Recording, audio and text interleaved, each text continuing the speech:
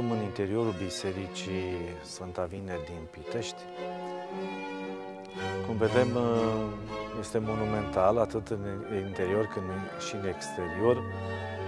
Suprafața construibilă a bisericii este de aproape 400 de metri pătrați. Este sub formă de cruce, cum vedem.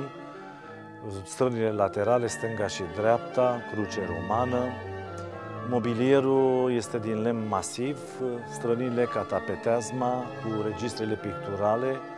Hramul bisericii, cum aminteam, este cuvioasa Parascheva, 14 octombrie. Biserica a fost ridicată după proiectul arhitectului Ioan Socolescu și templăria și mobilierul interior tot după proiectarea acestuia. Vitraliile, aminteam că nu sunt specifice așa prin excelență stilului bizantin, găsim cel mai mult la stilul gotic, dar au gândit înaintașii că vine să completeze, să umple frumusețea acestei biserici.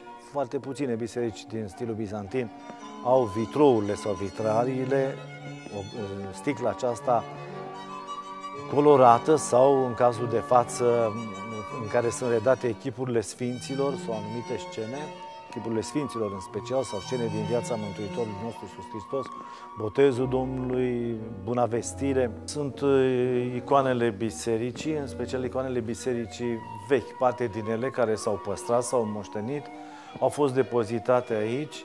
Cum vedeți, icoanele, în afară de cele praznicale, icoanele închinate Mântuitorului și Maicii Domnului, sunt icoanele închinate hramului bisericii, în cazul de față cuvioasa Parascheva, cum spuneam, și tăierea capului Sfântului Ioan Botezătorul.